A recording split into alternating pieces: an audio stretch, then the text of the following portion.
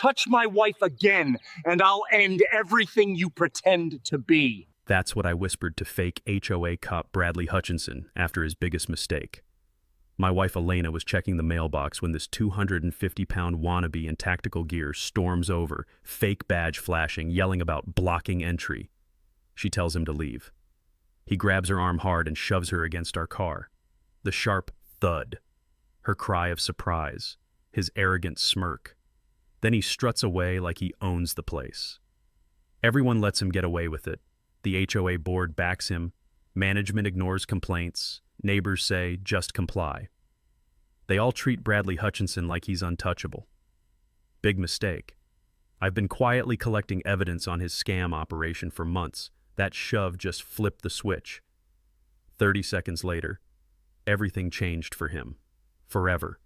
What would you do if a fake cop put hands on your wife and everyone protected him? Drop if you're furious. Where are you watching from? Comment your state. 6 months ago, Elena and I thought we'd bought paradise. Willowbrook Estates, $780,000 for our dream home after years of apartment hell. That first morning, sipping coffee on our back deck, breathing in fresh pine mulch from the landscaping, everything felt perfect. Too perfect. Elena's a third-grade teacher, humming Spanish songs while grading papers. Apple cinnamon candles making our kitchen smell like home. Sweet, trusting Elena, who believes people are basically good. Me? I'm Marcus Reed, and my job is proving people are basically criminals. I catch insurance fraudsters who think they're smarter than spreadsheets. Our $400 monthly HOA fee promised professional security oversight. What we got was Bradley Hutchinson, 250 pounds of tactical gear and daddy issues. This fake cop strutted around our neighborhood like he owned it. Modified police interceptor with illegal emergency lights, full combat vest, radio crackling with imaginary chatter, clipboard full of made-up violations. The man dressed like Navy SEAL to patrol soccer moms. First red flag, Brad handed me a $150 fine for commercial vehicle violation. My Honda Pilot with a laptop bag visible. I checked our HOA bylaws. That violation didn't exist. Called Pinnacle Properties, our management company. No record of any fines to our address. Brad was pocketing everything. But here's what made my blood pressure spike. Everyone protected this clown. Board Chairman Roger Pemberton, Mr. Pillar of the community, backed Brad completely. My complaint email got this response. Mr. Hutchinson maintains order with our full authority. Order? He was running a protection racket. The neighbors? Half lived in terror, half actually loved Brad's tough stance. Mrs. Patterson whispered warnings. Just pay him, don't cause trouble. Jeff across the street, who'd paid Brad $200 in fake fines, literally begged me. I have a teenage son. Brad threatened to plant drugs if I complain. Plant drugs. Think about that level of evil. I started digging with my insurance fraud skills. Brad had invented an entire fee structure. Security assessments, safety compliance, monitoring charges. Families were paying him $200, $500 monthly for violations that existed only in his twisted imagination. The corruption stench was worse than a landfill in August. Pemberton was getting kickbacks. Pinnacle Properties billed the HOA for enhanced security services they never provided. Local cops ignored complaints because Brad convinced them he was official community security. Community meetings felt like hostage situations. Brad would stand in back, arms crossed, tactical gear gleaming, while terrified residents nodded at his latest shakedown scheme. The fear in that room was thicker than Elena's morning coffee, but they picked the wrong insurance investigator to scam. See, my day job is finding patterns criminals think are invisible. Financial irregularities that look random to everyone else, they light up my brain like a Christmas tree, and Bradley Hutchinson had just painted himself a big, bright target. I started tracking everything. Every fake fine, every intimidation tactic, every resident too scared to fight back. My home office became command central. Wall charts, financial analysis, witness statements. Elena thought I was obsessing. Marcus, maybe we should just move, she'd say, stress-baking cookies that filled our kitchen with vanilla anxiety. Move? Hell no. This wasn't about us anymore. This was about 200 families living under the boot of a wannabe dictator with delusions of authority. Kids afraid to play outside because fake cop Brad might hassle their parents. elderly residents handing over their social security checks to avoid imaginary violations. Elena's right, I am obsessing. But sometimes obsession is just another word for justice with a really good filing system. Brad had no idea he'd just declared war on someone who weaponizes Excel spreadsheets for a living. His little power trip was about to become a masterclass in why you never mess with a data analyst who's got time, patience, and a really good printer. The game was on. 2 weeks after moving in, Brad made his first big mistake. He got greedy. I'm loading groceries when this tactical peacock struts over, clipboard ready, fake badge gleaming in the morning sun. "Sir, I need to discuss your commercial equipment violation." Commercial equipment? I look at my Honda Pilot. There's a laptop bag on the passenger seat. "That's my work computer," I tell him, keeping my voice level. "Residential properties can't have commercial equipment visible from the street." Brad's got this smug smile that makes me want to rearrange his dental work. "That's a $150 violation, payable immediately." Here's where my insurance fraud training kicks in. Back in my early days catching fraudsters, my mentor taught me the golden rule. Always ask for documentation. Real violations come with real paperwork. Scammers hate specifics. "Can I see the specific bylaw section?" I ask. His smile flickers. "I don't carry the full manual. Cash or money order, sir. No receipt, no documentation, just hand over the money to Officer Wannabe." I pay him in cash, because sometimes you need to feed the beast to understand how hungry it really is. That evening, I pull up our HOA bylaws on my laptop. Page by page, section by section. The smell of Elena's stress-baked oatmeal cookies filling our kitchen while I search for this mysterious violation. My old insurance supervisor used to say that criminal schemes always fall apart when you actually read the fine print. Turns out he was right. Nothing, absolutely nothing about commercial equipment. I call Pinnacle Properties the next morning. "Hi, I need to verify a violation issued to 1247 Maple Drive." Long pause, keyboard clicking. "I'm sorry, sir, we show no violations on file for that address." Bingo. Brad's running a straight-up embezzlement scheme. Time for my first countermove. I email the HOA board chairman Roger Pemberton laying out the facts. Fake violation, no bylaw support, no company record. Professional, polite, just the evidence. His response arrives within 2 hours. "Mr. Hutchinson operates with full board authority. His security expertise helps maintain our community standards. Perhaps you'd be more comfortable in a neighborhood that doesn't prioritize safety." Translation: shut up and pay the man. But here's where things get really twisted. I decide to test the neighborhood waters, see if other families are getting scammed. Simple intelligence gathering, something I learned investigating insurance rings where multiple people file fake claims. I approach Jeff across the street while he's washing his car. Normal suburban conversation starter. "Hey, you ever get any weird fines from that security guy?" Jeff goes pale, literally drops his car sponge. "Look, Marcus, I don't want any trouble. Just pay whatever Brad asks and keep your head down." "Jeff, the guy's running a scam." "Stop." Jeff grabs my arm, glances around like Brad might materialize from the bushes. "He threatened my son, Tommy. Said if I caused problems, he'd plant drugs in the kid's backpack and call his police buddies." The sound of water running from Jeff's forgotten hose. The smell of car soap mixing with fierce sweat. The sight of a grown man terrified of a fake cop threatening his teenager. Plant drugs on a kid. That's not petty harassment. That's felony-level intimidation. My insurance fraud background taught me that criminals always escalate when their schemes are threatened, but this crosses every line. "How much have you paid him?" I asked quietly.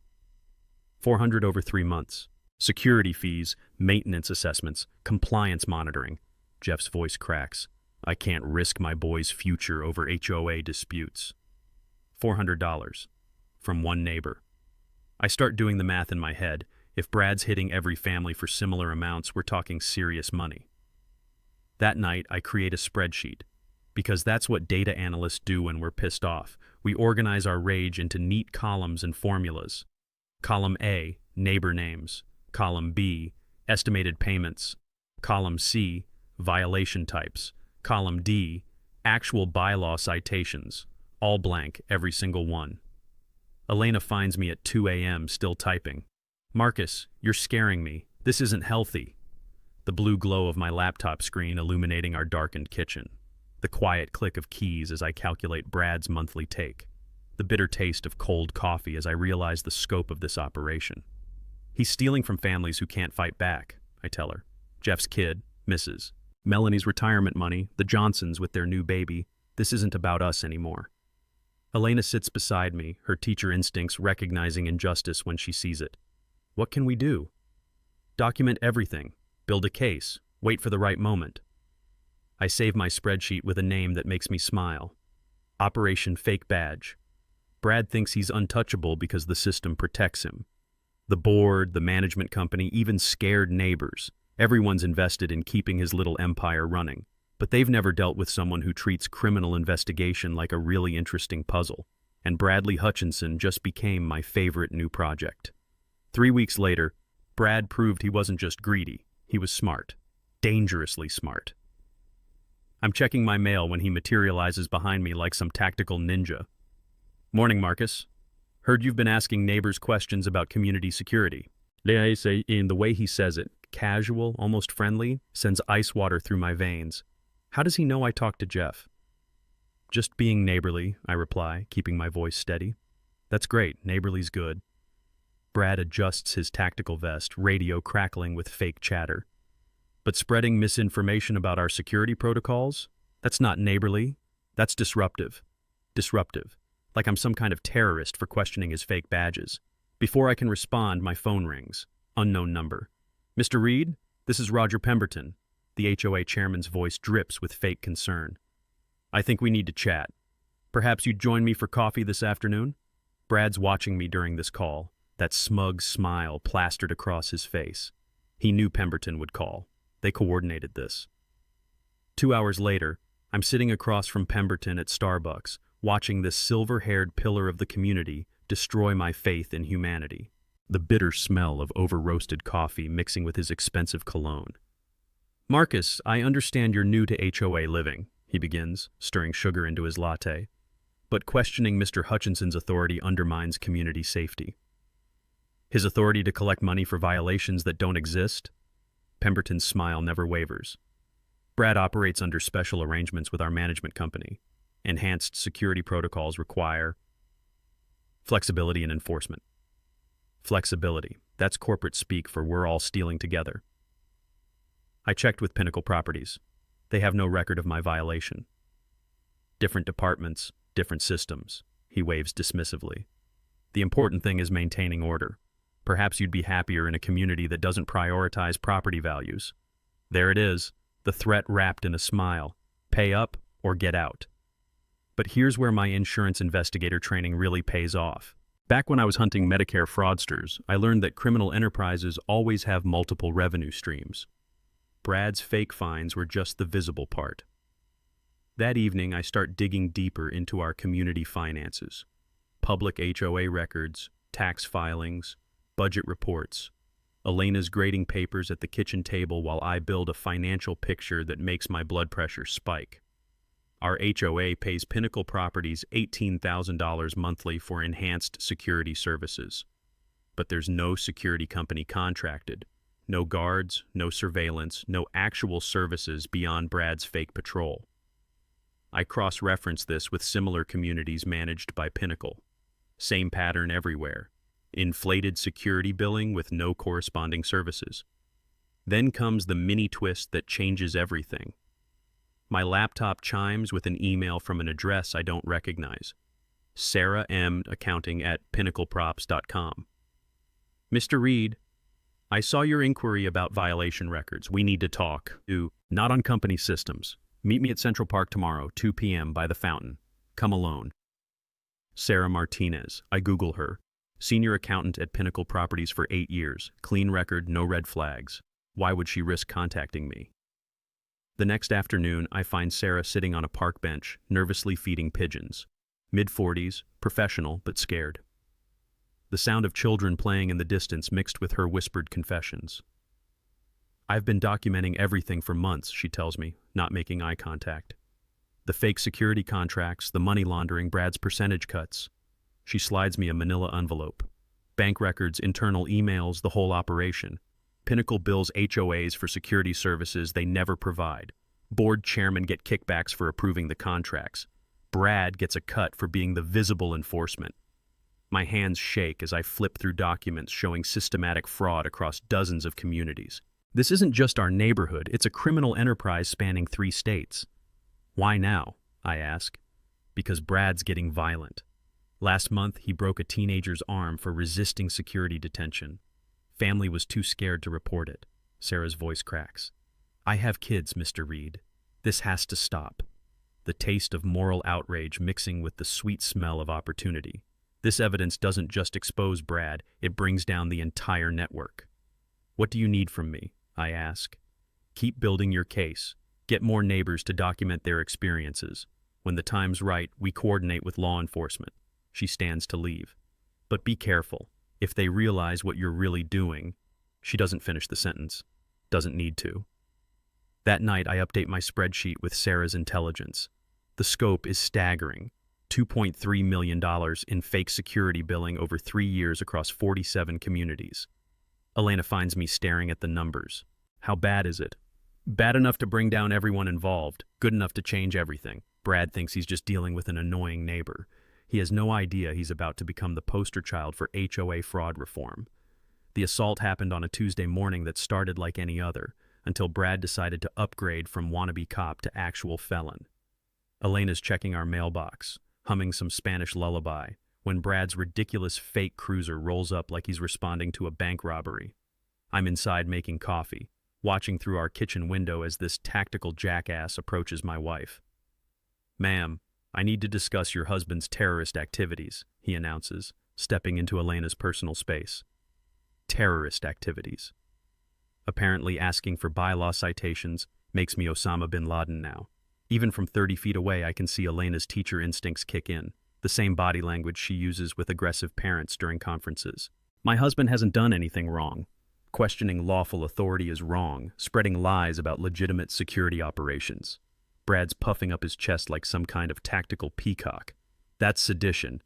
Sedition. This mall security reject thinks he's protecting America from my spreadsheet. What lies?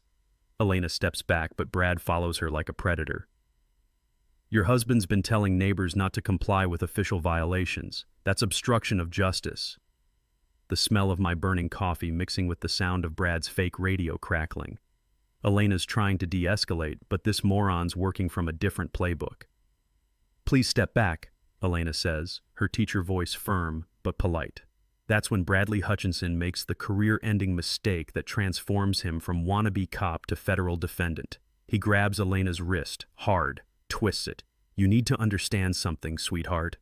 Let go of me, Elena tries to pull away.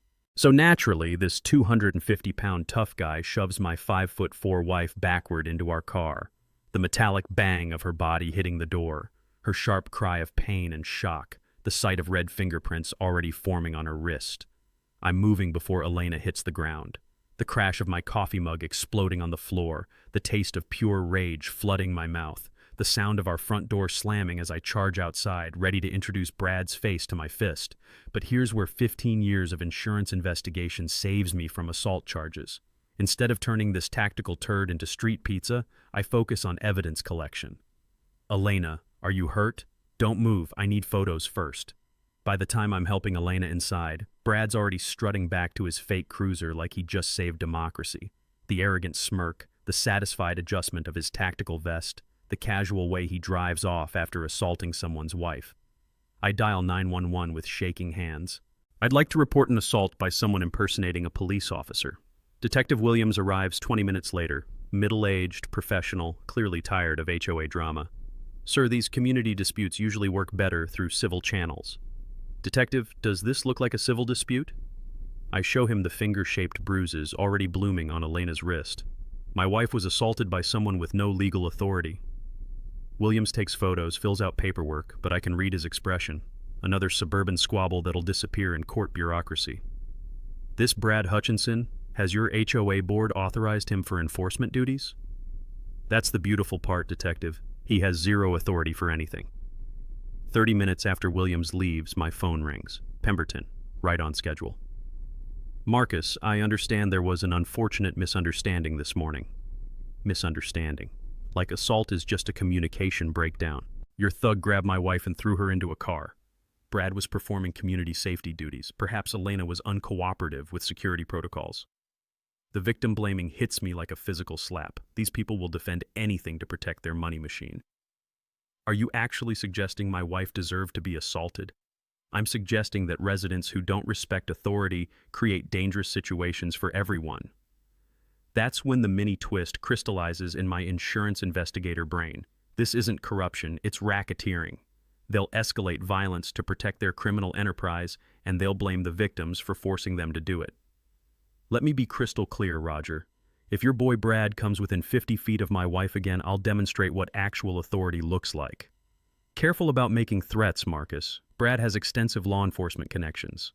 Of course he does. The protection racket includes real cops. That evening, Elena's trying to grade papers with hands that won't stop shaking. The nervous tap of her pencil against the table. The medicinal smell of arnica cream on her bruises. The sound of her forced cheerfulness trying to hide genuine fear. He really thinks he's a police officer, she whispers. Delusion doesn't make battery legal. I'm documenting everything. Photos, police report numbers, witness statements. But congratulations to Brad, he just upgraded this from civil fraud to federal civil rights violations. My phone buzzes. Sarah Martinez. Emergency board meeting tonight. They're panicking about legal exposure. Big changes coming. The next morning answers that question. Taped to our front door. Community safety alert. Marcus and Elena Reed designated as security threats. Enhanced monitoring protocols authorized. Compliance required. Enhanced monitoring. Brad's declaring martial law. What this tactical genius doesn't realize is that putting hands on Elena just activated every federal protection I've been quietly researching. The FBI takes civil rights violations very seriously, especially when there's organized financial fraud involved. I dial Agent Rebecca Torres. This is Marcus Reed. Remember that HOA fraud case I mentioned? Well, now it's assault under color of law. When can we meet? The game-changing email arrived at 11:47 p.m. on a Thursday that I'll never forget. Subject line, you need to see this financial evidence. No signature, just an attachment labeled Pinnacle Internal Records, zip, and a message. Mr. Reed, what happened to your wife crossed a line. These records show the real scope. They don't know I'm sending this. Be careful. Sarah Martinez. Our inside source just went nuclear. I open the files on my laptop while Elena sleeps upstairs, her bruised wrist still wrapped in an ice pack. The glow of financial spreadsheets illuminating our dark kitchen like some kind of justice Christmas tree. What I see makes my insurance investigator brain practically vibrate with excitement. This isn't just Brad collecting fake fines. This is a multi-state criminal enterprise that would make the mafia jealous. The real scam, Pinnacle Properties bills HOAs for Enhanced Community Security Services. $18,000 monthly for professional guard patrols, surveillance systems, emergency response teams. Except none of those services exist. It's all fake invoicing for imaginary security. Our community alone has paid $486,000 over 3 years for security services that consist entirely of Brad playing dress-up cop. But here's where it gets beautiful. The money trail. Pinnacle's corporate accounts show systematic fund diversions. Board chairmen like Pemberton get 30% kickbacks for approving the fake security contracts. Brad gets 20% for being the visible enforcement presence. Pinnacle executives pocket the remaining 50%. 47 HOA communities across Texas, Oklahoma, and Arkansas. Same pattern everywhere. Total fraud. $8.2 million over 5 years. I've spent 15 years catching insurance cheats who steal thousands. This operation steals millions. The internal emails make my blood sing with anticipation. From Pemberton to Pinnacle executives. Reed's situation requires immediate resolution. Enhanced enforcement protocols authorized, whatever Brad needs to do. From Brad to Pemberton. Handled the wife issue today. Sends a message to other troublemakers. Need board support if cops get involved. From Pinnacle CEO to regional managers. Willowbrook generating complaints. Authorize necessary community pressure to resolve. Cannot afford investigation. They're coordinating my family's harassment from corporate boardrooms. But Sarah's intelligence reveals something even more valuable. They're panicking. Internal memos show emergency legal consultations, document retention policies being quietly changed, and contingency plans for operational restructuring. They know they're exposed. They just don't know how exposed. The federal implications make my head spin. mail fraud for fake invoicing across state lines, racketeering for organized criminal enterprise, civil rights violations for systematic harassment, money laundering for concealing proceeds. Each charge carries decades in federal prison. My hands shake as I scroll through bank records showing Brad's personal account receiving regular deposits from Pinnacle's slush funds. This wannabe cop has collected $67,000 over 2 years for terrorizing families. The power dynamic just shifted completely. I'm not fighting some neighborhood bully anymore. I'm hunting a criminal conspiracy with federal prosecutors salivating over this evidence quality. Elena finds me at 3 a.m., still reading financial records. "How bad is it?" she asks, seeing my expression. "Bad enough to destroy everyone involved. Good enough to fund our daughter's college education from the civil settlement." "We're having a daughter?" Elena's eyes light up despite everything. "Hypothetical daughter. But yes, we're going to own these people's assets when this is finished."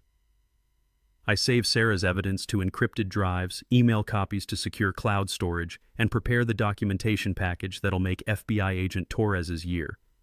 Brad thinks assaulting Elena was a power move. Really, he just handed me the evidence to bring down an $8.2 million criminal empire. Tomorrow, this stops being a neighborhood dispute and becomes a federal case. The war room went operational at 6 a.m. Friday morning. My home office transforms into Federal Case Command Center, wall-mounted timeline tracking 3 years of financial fraud, victim impact statements from 47 families, and Sarah Martinez's smoking gun evidence spread across every available surface. The smell of permanent markers and fresh printer ink mixing with Elena's stress-baking vanilla cookies. Elena coordinates from our kitchen table, grading papers between encrypted email sessions with FBI agent Rebecca Torres. My wife's teacher organizational skills prove invaluable for managing federal evidence requirements. "Marcus, the FBI wants victim impact statements formatted specific ways," Elena calls out, reading Torres's instructions. "Medical documentation, financial losses, psychological trauma, all separated into distinct categories." On it. I'm building spreadsheets that would make federal prosecutors weep with joy. Column A, victim names. Column B, total fraud losses. Column C, criminal violations per family. Column D, statute of limitations compliance. The beautiful part? Every single federal crime has been documented by the criminals themselves.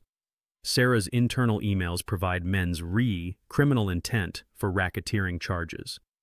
Brad's assault on Elena establishes the violence component for enhanced sentencing. Pemberton's coordination emails prove conspiracy across state lines. But I need one more piece to guarantee federal prosecution. Direct evidence of Brad taking money while claiming law enforcement authority. Time for the financial honey trap. Here's what most people don't understand about federal fraud cases. The government needs ironclad evidence of criminal intent. Prosecutors won't move forward on circumstantial cases because defense attorneys will claim everything was just misunderstandings or miscommunication. But if you can record someone explicitly demanding money while claiming fake government authority, that's federal civil rights violation under color of law, and it carries 20-year sentences.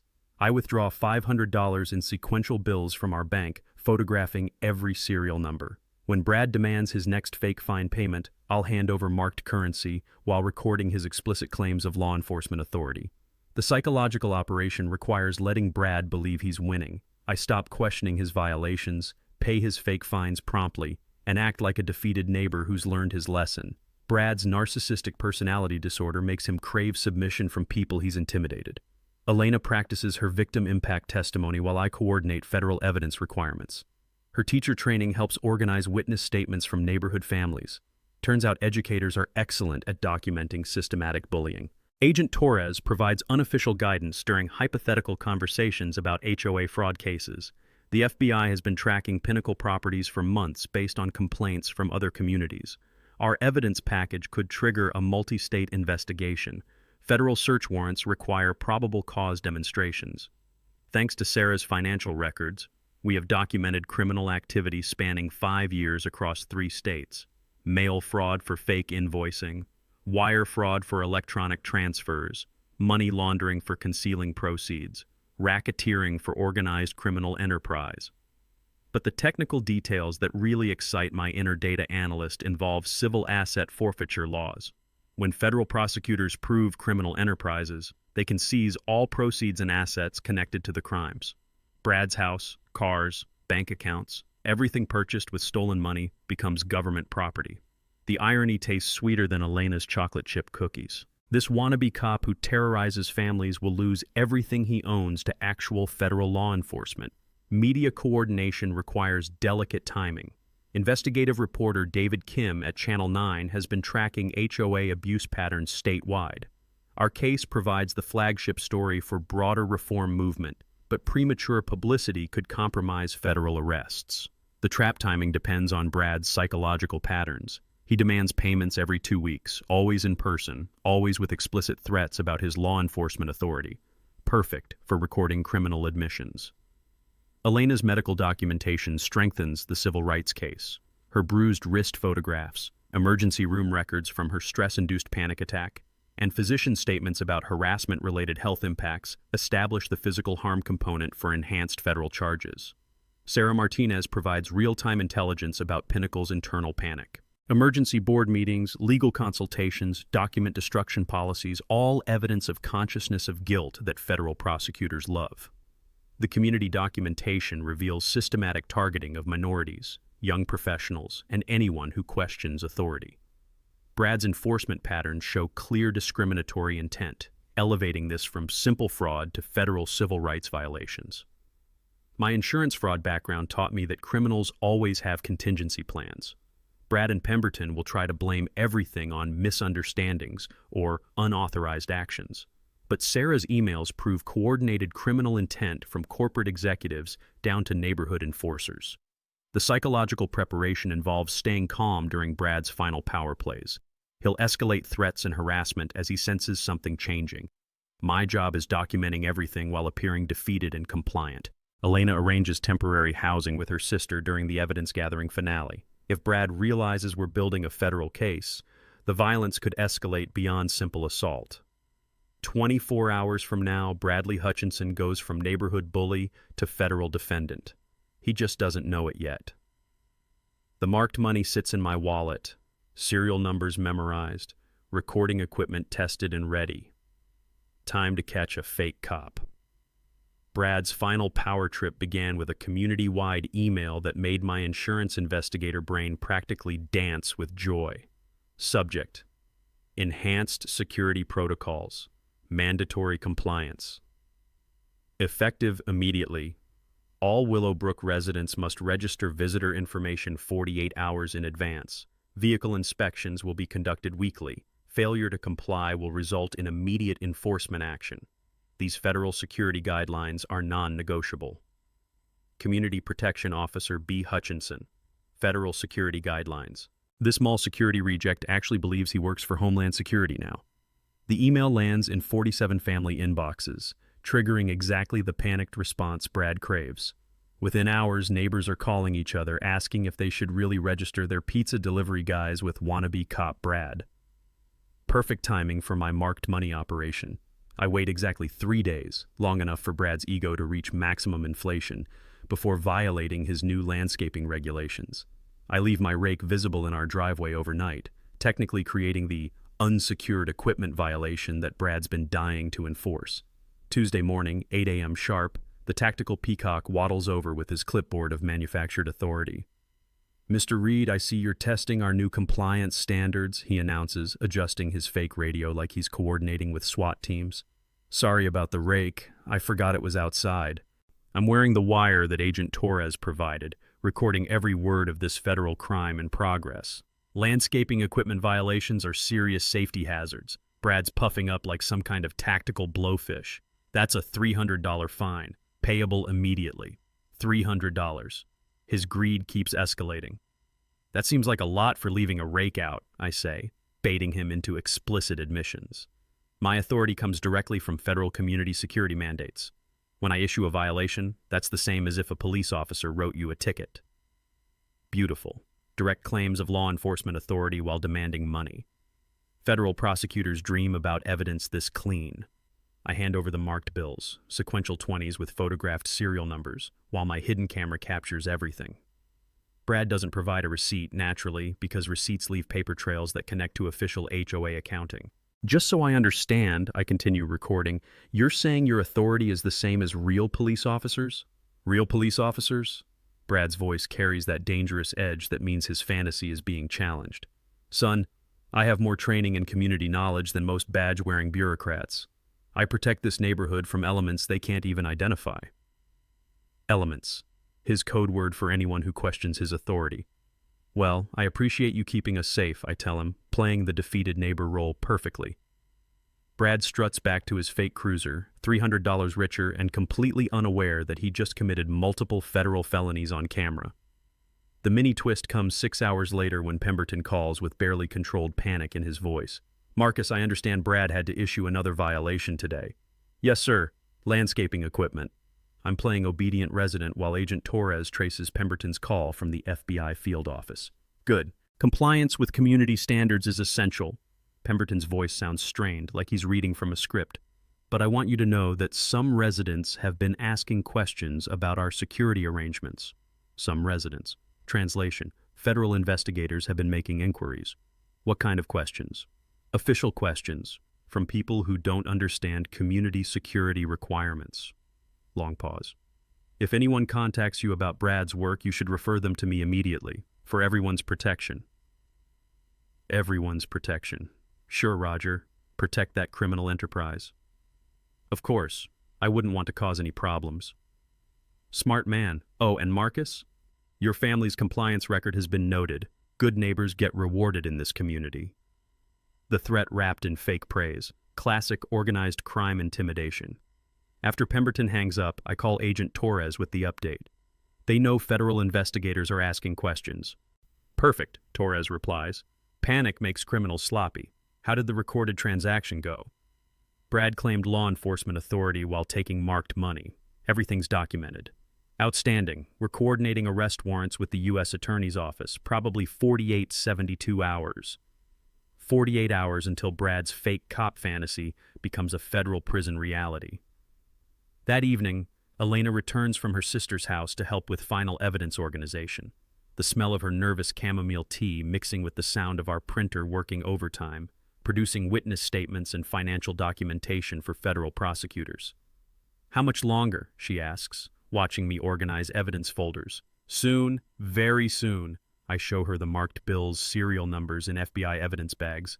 Brad just bought himself a federal conviction. The irony tastes better than Elena's victory cookies. This wannabe cop who terrorized our neighborhood will soon discover what real law enforcement looks like from the defendant's table. Brad's final mistake began with an email that read like a wannabe dictator's fever dream. Mandatory community meeting, Friday 7 p.m., Community Center. All residents must attend emergency session addressing security threats. New enforcement protocols will be announced. Non-attendance will be documented. Community Protection Officer B. Hutchinson. The message lands Thursday afternoon, giving families less than 24 hours notice. Classic intimidation tactic. Don't give people time to organize resistance or legal consultation.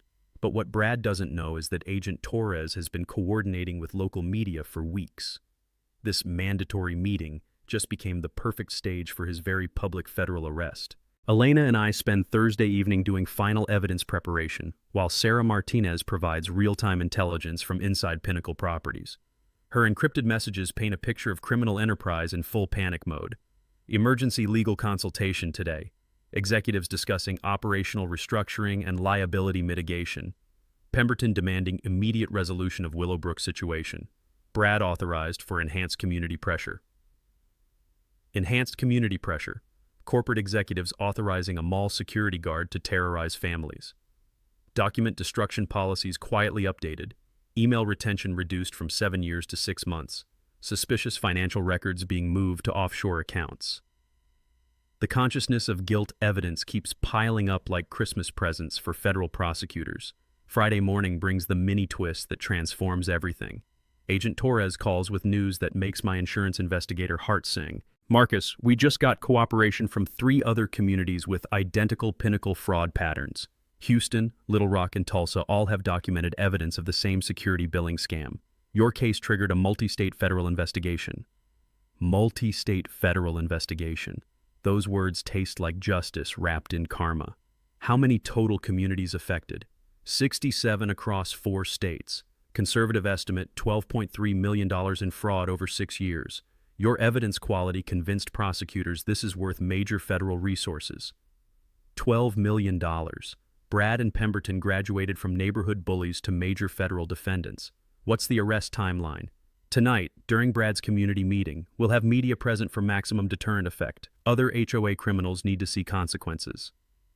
The afternoon brings Brad's pre-meeting intimidation tour. He visits houses throughout our neighborhood, reminding residents about mandatory attendance and serious consequences for troublemakers. When he knocks on our door at 4 p.m., I'm ready with final recorded evidence. "Mr. Reed, I trust you'll be attending tonight's security briefing," he announces, standing on our porch like some kind of tactical emperor. "Wouldn't miss it," I reply, recording every word. "Good, because tonight we're implementing new protocols for dealing with disruptive elements." His hand rests casually on his fake police baton. Residents need to understand what happens when community authority is challenged. What happens? Direct threats of violence for questioning his imaginary authority. "I understand completely," I tell him. "Whatever you think is best for community safety." Brad's satisfied smile reveals everything about his personality disorder. He genuinely believes terrorizing families makes him a hero protecting suburban paradise. Smart man. "Oh, and bring Elena. She needs to hear these new guidelines." Elena.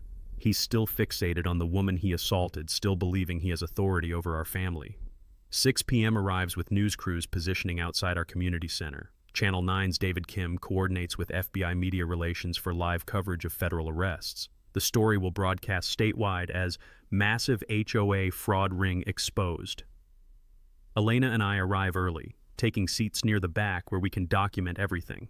The smell of institutional coffee mixing with community tension as 73 residents pack folding chairs, most looking confused and scared.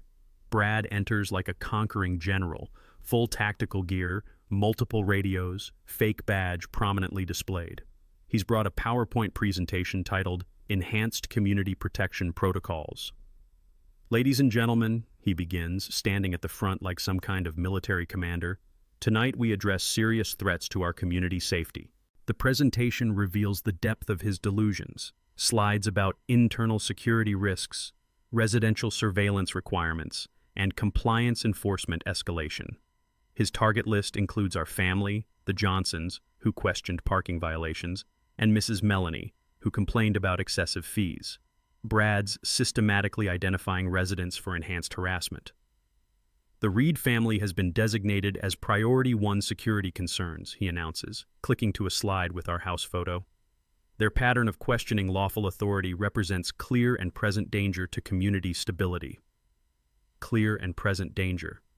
This wannabe cop thinks we're enemy combatants. Therefore, enhanced monitoring protocols are now authorized for Priority 1 households. Agent Torres texts from outside. "Teams in position. As soon as he makes demands for money or claims law enforcement authority, we move." Brad clicks to his final slide. "Special assessment fees for enhanced security monitoring. Priority 1 households will pay additional $500 monthly for increased supervision. Enhanced supervision. $500 monthly for being terrorized by a fake cop. This assessment is mandatory and immediately payable. Failure to comply will result in severe consequences." That's the statement that destroys Bradley Hutchinson's life forever. The community center erupts in confused murmurs as Brad demands his special assessment fees, but I'm watching the back doors where Agent Torres and her team are positioned. "Mr. Hutchinson," I stand up slowly, every eye in the room turning toward me. "Could you clarify what authority you have to impose these fees?" Brad's face flushes red. "I have full law enforcement authority granted by federal community security mandates." Perfect. Direct claim of government authority while demanding money, recorded by multiple cameras and witnessed by 73 residents. "I see, and these federal mandates, who issued them exactly?" "That's classified information." Brad's voice carries that dangerous edge that means his fantasy is being challenged. "Residents don't have clearance for operational details." Elena squeezes my hand as Brad continues digging his federal grave. "Sir, I need you to understand something," Brad continues, walking toward me with his hand on his fake police baton. "When I issue a security assessment, that carries the same legal weight as any federal law enforcement action. Failure to comply is a federal offense. Same legal weight as federal law enforcement. Beautiful. And if residents can't pay the $500 monthly, then enhanced enforcement protocols are activated. Brad's eyes gleam with anticipation of authorized violence. I have broad discretionary powers to maintain community order through necessary means. Necessary means. Threats of violence for questioning fake authority. Agent Torres texts, moving in 30 seconds. The back doors open silently as FBI agents position themselves around the room's perimeter. Residents notice the newcomers but haven't identified them as federal law enforcement yet. Mr. Hutchinson, Agent Torres announces, walking down the center aisle with her badge clearly displayed. FBI, you're under arrest. The silence in that room could have powered our entire neighborhood. 73 residents watching their wannabe protector's face drain of all color as real federal agents surround him. There must be some mistake, Brad stammers, his tactical bravado evaporating like morning dew. I'm a federal security officer. No, sir. You're a mall security guard who's been impersonating law enforcement while extorting money from families. Agent Torres approaches with handcuffs ready. Bradley Hutchinson, you're under arrest for conspiracy to commit racketeering, mail fraud, wire fraud, extortion under color of law, and civil rights violations. Brad tries to run, actually tries to escape through a room full of federal agents like some kind of tactical action hero. 2 steps toward the emergency exit before Agent Martinez drops him with a textbook tackle that sends his fake radio skittering across the linoleum. The handcuffs clicking shut echo through the stunned silence. You can't do this, Brad screams as they lift him up. I have authority. I protect this community. The only authority you had was what these people gave you out of fear, Torres replies, reading him his Miranda rights. And that ends tonight. As if on cue, the front doors open and more FBI agents escort Roger Pemberton into the room. Our distinguished board chairman looks significantly less distinguished in federal handcuffs. Roger Pemberton, you're also under arrest for conspiracy to commit racketeering and money laundering. The residents are starting to understand that their respected community leader has been coordinating criminal enterprise with the wannabe cop they hired to protect them. Elena stands up, approaching the microphone at the front of the room. My name is Elena Reed, and for months I've watched this community live in fear of a man with no legal authority whatsoever. Her teacher voice carries across the stunned room. Today we learned that fear was exactly what they wanted. Fear keeps people from asking questions. Fear keeps people from demanding receipts. Fear keeps people from calling the real police when they're being victimized. The applause starts slowly, then builds as residents realize they're finally free from Brad's reign of terror. Mrs. Melanie, you don't owe anyone $500 for security monitoring. Mr. Johnson, your parking violations were invented to steal your money. The Rodriguez family, those safety assessments were pure fiction. Agent Torres signals to the media crew positioned outside, and Channel 9's cameras begin broadcasting live coverage of the arrests. David Kim's voice carries across the parking lot.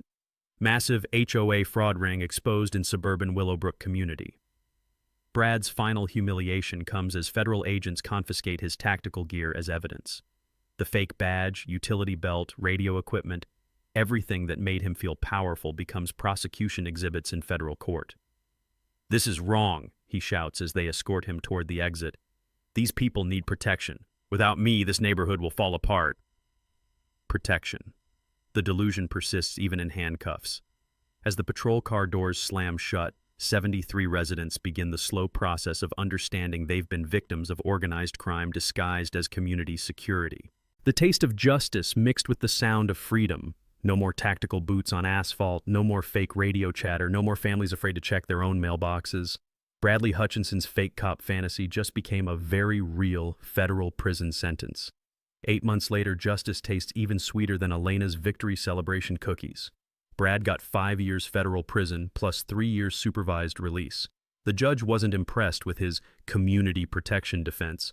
Turns out federal prosecutors frown on mall security guards who terrorize families while claiming government authority. His sentencing hearing provided one final moment of beautiful irony.